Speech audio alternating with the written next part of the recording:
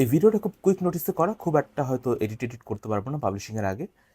Just একটা unpopular opinion জানানো সবাইকে। I really don't think that বয়কটিং this T20 world cup was a smart move for Bangladesh cricket, not emotionally, not strategically, not diplomatically. And আমার যেটা মনে হয় এটা কোনো সাহসী পদক্ষেপ ছিল না, rather it was just feeding our ego. So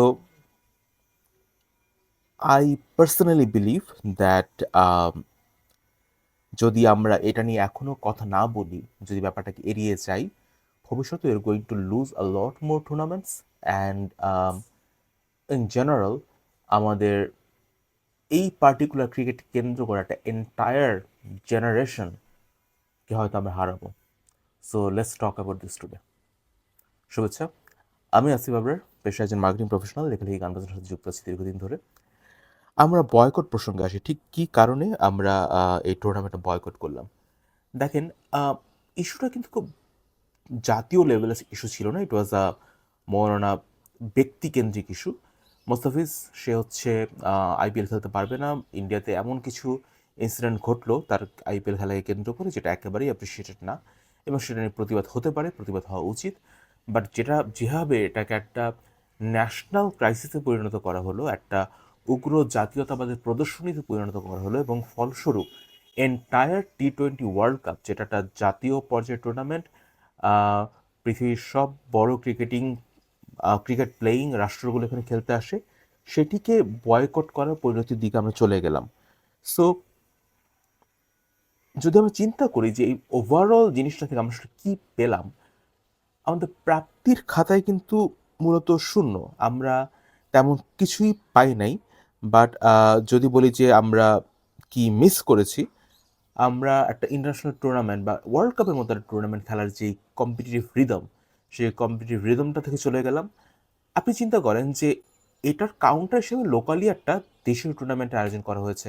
ভবিষ্যতে যখন আমাদের এই শান্তরা রোহিত শর্মা, বিরাট কোহলি, গ্লেন ম্যাক্সওয়েলদের সামনে পড়বে, যারা ওয়ার্ল্ড কাপ খেলে এসেছে এবং সব কম্পিটিটিভ বড় বড় টিমগুলোর সাথে ফাইট করে এসেছে, তাদের এক্সপিরিয়েন্স, তাদের মোটিভেশন, এটার এগেনস্টে আমি একটা দেশীয় টুর্নামেন্ট খেলে এসেছি, আমার নিজের টিমের প্লেয়ার বা পারত প্লেয়ার, জেলা পর্যায়ের প্লেয়ার, এদের সাথে খেলে এসেছি, আমি কি কখনো ওই কম্পিটিটিভ রিদমে আসতে পারবো তাদের সাথে? নেক্সট যদি বলি আইসিসির সাথে যে রিলেশনটা, এটা ক্যাপিটালাইজ করা থেকে আমরা বঞ্চিত হয়েছে। একটা ওয়ার্ল্ড কাপের সাথে অনেক রকম financial stuffs, strategic stuffs, diplomacy staff জড়িত থাকে, সেটাকে আমরা ক্যাপিটালাইজ করতে পারি নাই। কমার্শিয়াল মোমেন্টাম, স্পোর্টস ইন্ডাস্ট্রিটা কিন্তু হিউজ, এটার সাথে মিডিয়া বলেন, এটার সাথে মার্চেন্ডাইজিং বলেন, অনেক কিছু সম্পর্কিত, এবং 1-2 টাকার ব্যবসা না, হ্যাঁ, কোটি কোটি ডলারের ব্যবসা। সেই কমার্শিয়াল মোমেন্টামটা থেকে আমরা বঞ্চিত হয়েছি। এবং last but not the least, যেটা বললাম আর কি, যে প্লেয়ারদের কনফিডেন্সটা আপনি চিন্তা করেন, যে ওয়ার্ল্ড কাপ সে খেলতে পারে নাই, সে ভবিষ্যতে ইন্টারন্যাশনাল টুর্নামেন্টগুলোতে গিয়ে করবেটাই কি? মানে তার তো ওই চোখে চোখ রেখে খেলার, মানে খেলা তো দূরের বিষয়, চোখে চোখ রেখে যে একটা কমিউনিকেশন, সেটাতেই সে আসতে পারবে না। So I personally believe that এই যে টুর্নামেন্টটাকে কেন্দ্র করে একটা কিছু পপুলিস্ট অপিনিয়ন দ্বারা প্রভাবিত হয়ে ওভারঅল যে ডিসিশনটা ঘটলো, সেটা আসলে জাস্ট একটা ইগো, এবং this ego had been really expensive for Bangladesh. এবং আমি জানি না এখান থেকে আসলে আমরা কেমনে কি ব্যাক করব। হ্যাঁ, এবার আমাদের বোর্ডের ব্যাপারে একটু আসি। আমাদের বোর্ড পলিটিক্স অ্যান্ড অ্যাডমিনিস্ট্রেশনের যে ইনস্টেবিলিটি, সেটা ব্যাপারে একটু আসি। বোর্ডে দেখেন, আমাদের বোধহয় বোর্ড এখন প্রেসিডেন্ট হিসেবে লিড করছেন আমিনুল ইসলাম বুলবুল, এরপর ভাইস প্রেসিডেন্টে ফারুক আহমেদ আছেন, স্বাগত হোসেন নামে একজন আছেন, আমি ব্যক্তিগতভাবে যাকে চিনি না। দেয়ার আর আ ফিউ ক্রিকেটার্স যারা আসলে ইন্টারন্যাশনাল লেভেলে খেলেছেন, বাট আপনি যদি দেখেন যে আমাদের বোর্ডের কেন যেন, মানে আমরা যারা শ্রোতা দর্শক, আমাদের মনে হয় যে এদের কোনো ভিশন নাই, কোনো বড় ক্রিকেটিং ভিশন নাই, ডিসিশন মেকিংয়ের ক্ষেত্রে কোনো স্বচ্ছতা নাই, এবং জাস্ট একটা মানে পারফরমেন্সের দিকে মনোযোগ নিয়ে রাদার আমি কতটুকু পিয়ার কাভারেজ পেলাম সেদিক নিয়ে তারা, ওরিট পিয়ারের ব্যাপারে আমি আসছি, একটা বড় অবজারভেশন আমার আছে।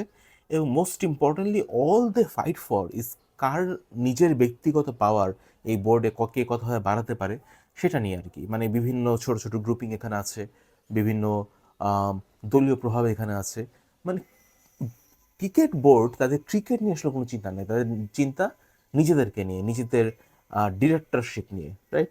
সো দ্যাটস রিয়েলি অ্যালার্মিং এবং একই সাথে স্যাড ওয়েন এই বোর্ডেই এমন কিছু মুখ, এমন কিছু ফেস আছে যারা আসলে অ্যাকচুয়ালি ক্রিকেটের সাথে জড়িত, যেমন খালেদ মাসুদ পাইলট, আমির ইসলাম বুলবুল, ফারুক আহমেদ, ইন্টারন্যাশনাল ক্রিকেটার। তাদের অবদানটা কোথায়, তাদের ভাবনাটা কোথায় ক্রিকেট নিয়ে? আমাদের পাইপলাইন, ঘরোয়া ক্রিকেট, এগুলো নিয়ে তাদের চিন্তা কোথায়? বা ক্রিকেটারদের পারফরমেন্স কীভাবে বাড়ানো যায়, এটা নিয়ে চিন্তা কোথায়? আন্তর্জাতিক ক্রিকেটে আমাদের প্রভাব কীভাবে বাড়ানো যায়, স্ট্র্যাটেজি, ডিপ্লোমেসি, জায়গাগুলো নিয়ে তাদের চিন্তাটা কোথায়? কিছুই না, তারা খালি বোর্ডে কীভাবে নিজেদের পাওয়ার বাড়ানো যায়, just seem like just some power hungry monsters, I don't know. So পিয়ারটার ব্যাপারে আসি, আপনারা যারা এই ইনসিডেন্টটা থরলি ফলো করেছেন তারা লক্ষ্য করে থাকবেন যে যখন সাধারণ মানুষ এই ব্যাপারটা নিয়ে কোশ্চেন করা শুরু করলো যে T20 ওয়ার্ল্ড কাপটা বয়কট করা আদৌ ঠিক হয়েছে কিনা, এবং স্পেশালি যখন আমরা দেখলাম যে আমাদের প্রিয় ভাই যারা বলেছিল আমাদের জন্য নাকি তারাও ক্রিকেট ওয়ার্ল্ড কাপ বয়কট করবে, বাট ইভেনচুয়ালি আমরা দেখলাম তারা সুন্দর কিন্তু খেললো, তাই না? সো এসব মিলিয়ে যখন মানুষের মনে আসলে এর আগ পর্যন্ত আপনি পপুলিস্ট ব্যাপারগুলো পুশ করে করে একটা প্রতিবাদী সত্তা, জাতীয়তাবাদ, এগুলা মানে খাইয়ে এসছেন মানুষকে, এবং তার খেয়েছেও। বাট যখন দেখলো যে না, বাস্তবতা তো আসলে ভিন্ন, হ্যাঁ, এবং যারা খুব ওই পালে হাওয়া দিচ্ছিল তারা নিজের ভালো বুঝে নিজের মতো খেলে চলে গেল। তো তখন যখন প্রশ্নটা করা শুরু হলো, দেখবেন যে সোশ্যাল মিডিয়াতে বিভিন্ন মহল থেকে এরকম একটা কমিউনিকেশন আসা শুরু হলো। আর আই পার্সোনালি থিঙ্ক এটা খুব পরিকল্পিত একটা কমিউনিকেশন স্ট্র্যাটেজি, যে ক্রিকেট এবং ফুটবলকে কাইন্ড অফ মুখোমুখি দাঁড় করিয়ে দেয়া। যে ক্রিকেট খেলে আমরা কী পেয়েছি, ক্রিকেটের পিছনে অযথার্থ ইনভেস্টমেন্ট করা হয়। ইনফ্যাক্ট বোর্ডে একজন ডাইরেক্টর দেখবেন ক্রিকেটারদের সাথে নানা রকম ইস্যু নিয়ে ভাইরাল হয়ে গিয়েছিলেন, তার পক্ষে বিপক্ষে অনেক রকম কথাবার্তা চলেছে। বাট হোয়াট এভার, মানে ক্রিকেটটাকে বিতর্কিত করা এবং কিছু ক্ষেত্রে ফুটবলকে একটু রিনফোর্স করা, যে ফুটবলে অথচ আমরা যদি ফুটবল একটু বেশি স্পেন্ড করতাম, একটু বেশি এফোর্ট দিতাম, ফুটবলটা ভালো হতো। ভালো হতো, আপনার এখনও দেওয়া উচিত, এখন এফোর্ট দেওয়া উচিত, স্পেন্ড করা উচিত। বাট এই যে মুখোমুখি দাঁড় করিয়ে দেওয়ার যে ব্যাপারটা না, মানে যখন আপনি you have made and blunder, এটা কিন্তু আমরা পলিটিক্সের ক্ষেত্রেও দেখি। You have made and blunder, তখন কিন্তু ওই দুইটা আইডিওলজিকে মুখোমুখি দাঁড় করে দেওয়া হয়, দুইটা ঐতিহাসিক ইভেন্টকে মুখোমুখি দাঁড় করিয়ে দেওয়া হয়, 71-24কে মুখোমুখি দাঁড় করিয়ে দেওয়া, ফুটবল ক্রিকেটের মুখোমুখি দাঁড় করিয়ে দেওয়া। এই স্ট্র্যাটেজিটা কিন্তু নতুন কিছু না, পুরনো। বাট এই স্ট্র্যাটেজিটা যখন ঘটে এবং এরকম একটা ইস্যুতে ঘটে, তখন কিন্তু এটা এভিডেন্ট হয়ে যায় যে এই ইস্যুটা শুধুমাত্র হয়তো পপুলিস্ট বা ইগোকেন্দ্রিক ছিল না, এটা অনেকটাই পলিটিক্যাল অ্যাজ ওয়েল। তো এই ব্যাপারগুলো নিয়ে আসলে আমাদের ভাবার বোধহয় সময় এসেছে, যে আমরা নিজেদেরকে আসলে আর কতটুক ইউজড হতে দেব। এবার একটু প্লেয়ারদের ব্যাপারে আসা যাক। প্লেয়ারদের ব্যাপারে যদি একটা কথা বলি, দেখেন আমাদের ক্রিকেটে একটা সময় ছিল যখন ওই যে নান্নু, জাভেদ ওমর বেলিম, খালেদ মাহমুদ সুজন, বিদ্যুৎ, শান্ত, অপি, এদের যে জেনারেশনটা, এরা যে ঝাঁকে ঝাঁকে ম্যাচ জিততো এরকম কিন্তু না। 90%, 95% ম্যাচ তারা হারতো, এবং পত্রিকায় তখন হেডলাইন আসতো যে ন্যাক্কারজনক পরাজয়, হ্যাঁ, লজ্জাজনক পরাজয় ইত্যাদি। বাট কালে ভদ্রে আমরা জিততাম। আমার এখনও মনে আছে 99 সালে যে ওয়ার্ল্ড কাপে পাকিস্তানকে আমরা হারালাম, আরে কী যে আনন্দ, কী যে আনন্দ চারপাশে, তাই না? সো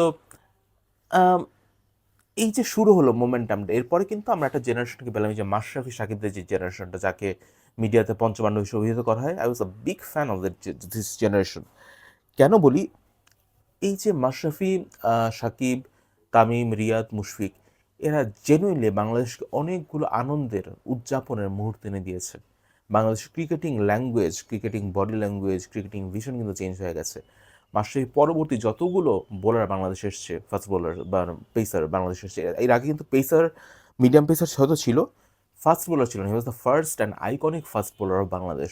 এবং পরবর্তীকালে যারা এসেছে তাদের সবার আইডল কিন্তু মাশরাফি। আর সাকিব আল হাসান তো Shakib Al Hasan, the number one. তামিমের কথা যদি চিন্তা করেন অ্যাজ আ ওপেনার, এর আগে যেটা ছিল, আমরা আগে ওপেন করতে দেখতাম জাভেদ ওমর বেলিমকে, মানে 40 বল খেলে 1 রান, হ্যাঁ, কি মাটি কামড়ে পড়ে আছেন জাভেদ ওমর বেলিম।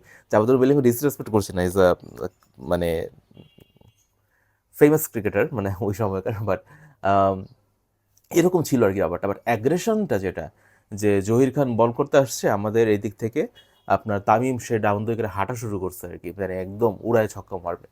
এই ব্যাপারটা কিন্তু আমার প্রথম তামিমকে করতে দেখলাম। দেন মুশফিক রিয়াদের কথা যদি বলি, অনেক ম্যাচ বাঁচানো ইনিংস তারা খেলেছে, এবং যখন টপ অর্ডার ধসে পড়তো, মিডল অর্ডারে কিন্তু আমি তাদের উপর রিলাই করতাম যে তারা টিমটাকে বাঁচাই দিবে এইবারের ইনিংসটা।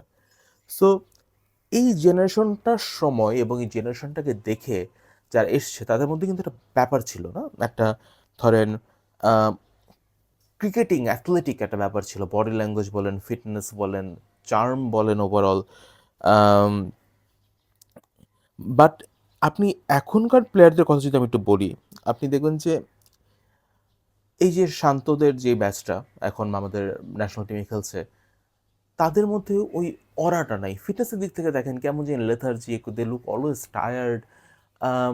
অন্যদিকে আপনি যদি প্রায় রিটায়ারমেন্টের কাছে চলে আসছে বিরাট কোহলি, তার এখনকারও ফিটনেস রুটিন যদি দেখেন, ইজ লাইক মিলিটারি রুটিনে চলে।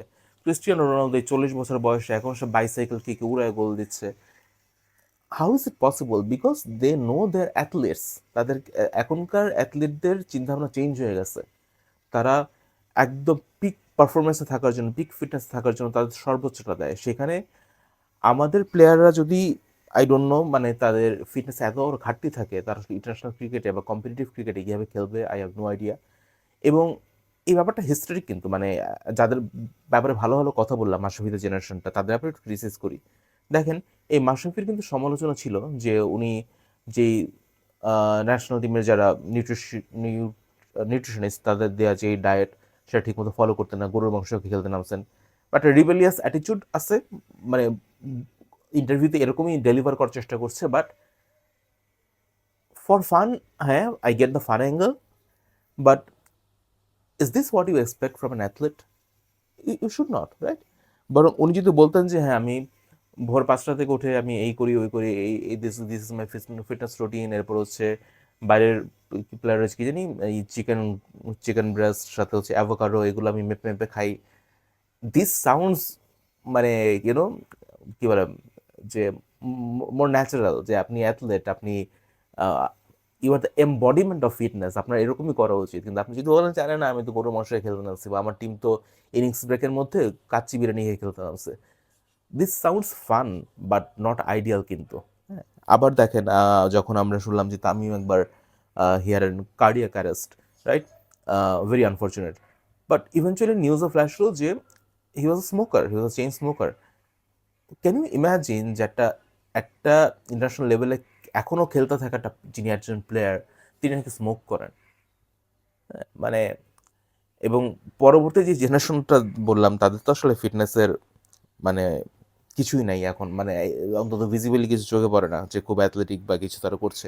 বডি ল্যাঙ্গুয়েজ চিন্তা করেন, মানে বডি ল্যাঙ্গুয়েজ যাচ্ছে তাই, শুরুতেই মানে গিভেন আপ, মানে আমি আর খেলবোই না, মানে ভাই একটা সরকারি চাকরি করতে আসছি, বেতন পাই বা বস ছাড়ি দেয় বলে খেলতে নামতে হয়, এরকম একটা ব্যাপার আর কি।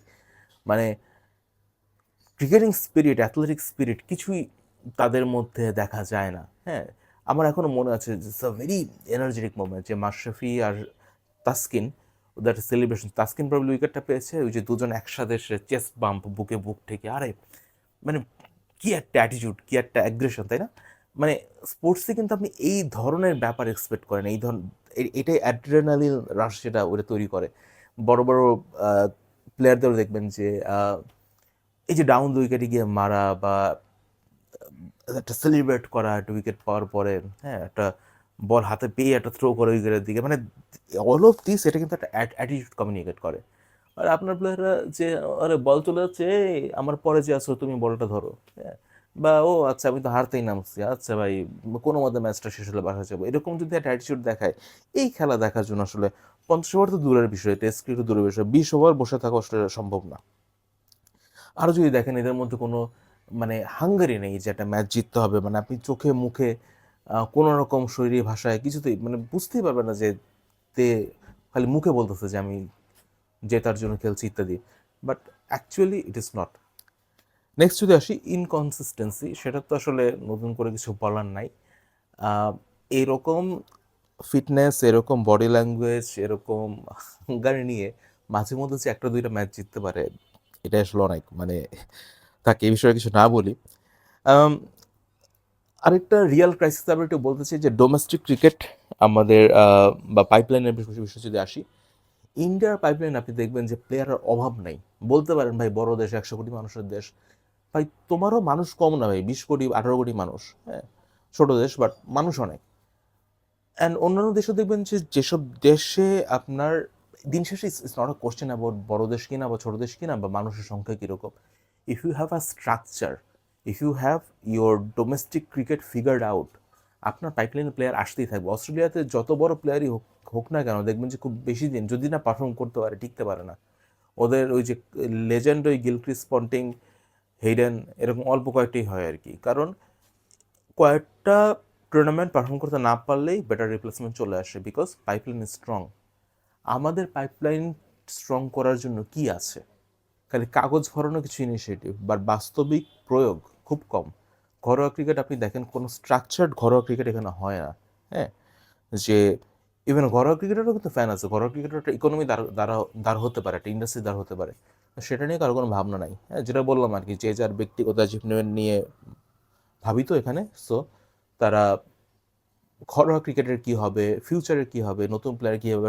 আজকে সাকিব তো আর কয়দিন, সাকিব নাই already, right? So next number one allrounder কেমনে আসবে? ফাস্ট বোলার মাশরাফির পরে আর আর তো নাই। ফাস্ট বোলার আসে না কেন ভাই? আসতে তো হবে। হ্যাঁ, তো এইগুলো নিয়ে কোনো চিন্তাভাবনা কারো কিছু নাই। অ্যান্ড সো ভিডিওটা শেষ করবো। এগেইন আমি খুব একটা প্রিপেয়ার্ড হয়ে আসিনি, জাস্ট কিছু অল্প কিছু টপ অফ মাইন্ডে কিছু নোটস, এটা নিয়েই ভিডিওটা আজকে করা। মানে আমি কেন আসলে মনে করি যে এই বয়কট করাটা was completely a wrong decision, সেটা হচ্ছে এক কথায় বললে মাথা ব্যথা ছিল বলে নিজের মাথা পুরোটাই কেটে ফেলার ব্যাপারটা যেরকম, মুস্তাফিজ ইস্যুটাকে কেন্দ্র করে একটা এন্টায়ার ওয়ার্ল্ড কাপ বয়কট করে দেওয়ার ইস্যুটাও সেরকম। এবং পরবর্তীতে আমরা যেটা দেখতে পাচ্ছি যে বিসিবি তারা বলছে তাদের দোষ না, এই ডিসিশনটা গভর্নমেন্ট থেকে এসেছে। গভর্নমেন্টের যারা তৎকালীন প্রতিনিধি ছিলেন, উপদেষ্টা ছিলেন, তারা বলছেন তাদের না, বোর্ড থেকে এসছে। অর্থাৎ দুপক্ষই দুপক্ষকে দোষ দিচ্ছে, বাট হোয়াট মানে কার দোষ সেটা এখানে প্রাসঙ্গিক না। হোয়াটস এভিডেন্ট যে দুপক্ষ স্বীকার করে নিচ্ছে এটা দোষ। হ্যাঁ, এটা ঠিক হয় না এই কাজটা। So বয়কটিং wasn't a smart move. And যখন একটা ইনসিডেন্ট এরকম হয়, মোস্তাফিজের ইস্যুটাই যদি বলি, প্রতিবাদ হবে, প্রতিবাদ হওয়া উচিত। বাট ন্যাশনাল লেভেলে মানে আমজনতার লেভেলে যে কোনো ভাষাতেই প্রতিবাদ হতে পারে, আমজনতা যে যেভাবে ইন্টারপ্রেট করে। বাট আপনি যখন ন্যাশনাল লেভেলে জিনিসটা ডিল করতে যাবেন, প্রতিবাদও হ্যাজ টু বি স্ট্র্যাটেজিক। আপনি যদি জাস্ট ইমোশন ইগো থেকে করেন, তখন it will only lead you to isolation, আপনাকে একঘরে করে দেওয়া হবে, রাইট? তো এই জিনিসগুলো আমাদের একটু বুঝতে হবে। আর লাস্টের কথাটা একটু বলি, সেটা হচ্ছে যে দেখেন, while growing up, while I was a teenager, I also wanted to be a cricketer. Like আরও 1 কোটি কিশোরের মতো বাংলাদেশে আমারও স্বপ্ন ছিল ক্রিকেটার হওয়া। জোরে বল করতাম, মার খেতাম, উইকেটও পেতাম, বাট মানুষজন মোস্টলি আমার খেলা দেখতে আসতো, জোরে বল করতাম এই কারণে। স্কুল ক্রিকেট, পাড়ার ক্রিকেট, খ্যাপ, টুকটাক ভালোই খেলতাম আর কি। আর ইভেনচুয়ালি খেলতে পারিনি, চশমা পাওয়ার অনেক বেড়ে গিয়েছিল। তারপর অন্যান্য লেখালেখি, গান বাজনা এগুলো দিয়ে চোখ সব নিয়ে সরে গেলাম আর কি। সে সে অন্য গল্প, ওটাতে না আসি। বাট আমার মতো, আমার বিশ্বাস যে আরও লক্ষ লক্ষ, অন্তত কোটির কাছাকাছি হবে আমার মনে হয়, কিশোর বাংলাদেশে এই ক্রিকেটার হওয়ার স্বপ্ন দেখে। এমন তো না যে আমাদের ঝাঁকে ঝাঁকে ওয়ার্ল্ড কাপ, আমরা খুব বড় কোনো ক্রিকেট প্লেয়িং নেশন, তা না। স্বপ্নটা বড়। মাঝে মধ্যে এমন কিছু আনন্দের উপলক্ষ আমাদের জীবনে এসছে এই মাশরাফি সাকিবদের হাত ধরেই, যে কারণে আমাদের মনে হচ্ছে যে না, ক্রিকেটটা খেলি, ক্রিকেটটাকে কেন্দ্র করে বাঁচি। হ্যাঁ, it's a part of our, আমাদের জীবনে তো সুখের মুহূর্ত খুব কম আসে দুঃখজনকভাবে একটা জাতি হিসাবে। এই ক্রিকেটটাকে কেন্দ্র করে টুকটাক যা কিছু আনন্দের মুহূর্ত, অনেক অপ্রাপ্তি আছে, অনেক অনেক না পাওয়া আছে, বাট অল্প যা কিছু পাওয়া হয়তো এখান থেকে এসছে আর কি। তো এর জন্য এই খেলাটাকে কেন্দ্র করে একটা বড় ভালোবাসার জায়গা, একটা আবেগের জায়গা আমাদের আছে। অ্যান্ড প্রসপেক্টের জায়গাও যদি বলি, বিজনেসের জায়গা থেকে যদি বলি, যে স্পোর্টস ইকোনমি, স্পোর্টস গভর্নেন্স, এটাকে কেন্দ্র করে অনেক জিওপলিটিক্স চলে। এবং এখানে এই ইন্ডাস্ট্রিটার আসলে 1-2 টাকার ইন্ডাস্ট্রি না, এটা billion billion dollar industry. So যত আপনি এফিশিয়েন্ট হবেন, যত স্ট্র্যাটেজিক হবেন, যত ডিপ্লোম্যাটিক হবেন, তত আপনি মোর বেনিফিটস বের করে নিয়ে আসতে পারবেন out of this industry. And এই ভিডিওটা is of course it's a bit of a rant, it's a bit of a frustration. আমি যদি বলি আমার ফ্রাস্ট্রেশন ছাড়লাম, but why did I do this? Because I love cricket, and this video is for those who love cricket, who still dream and hope about Bangladesh cricket. And ওই ভালোবাসা, ওই দুশ্চিন্তার জায়গা, ভালোবাসার জায়গা থেকে কিন্তু দুশ্চিন্তাটা আসে আর কি, যে কী হচ্ছে, কেন হচ্ছে। So I hope someday a day will come যখন আমাদের এই ইস্যুগুলো সরে যাবে এবং ক্রিকেটটাকে নিয়ে আমরা আবারও স্বপ্ন দেখতে পারবো, এবং আমাদের যদিও খুব বড় কোনো অ্যাচিভমেন্ট নাই, ছোট্ট যে স্বপ্নটা একদিন ওয়ার্ল্ড কাপটা আমাদের হবে, সেই স্বপ্নটা হয়তো একদিন আসলেই পূরণ হবে। সো আপনারা আমার সাথে ডিসএগ্রি করতে পারেন, এগ্রি করতে পারেন। আপনাদের কি মতামত ক্রিকেট নিয়ে একটু জানান কমেন্ট সেকশনে। I will be happy to explore. And দুটো সেমিফাইনাল চলে গেল, আগামীকাল world cup final, looking forward to it. But again ওই যে মনে একটা কেমন জানি খচখচে নিয়ে আর কি, যে একটা ওয়ার্ল্ড কাপ দেখে ফেললাম, আমার দেশটা খেললো না, যেখানে 100% খেলার কথা আর কি, কিন্তু খেললো না। সো এটাই আর কি। সো ভালো থাকবেন সবাই, আজ এ পর্যন্তই, ধন্যবাদ।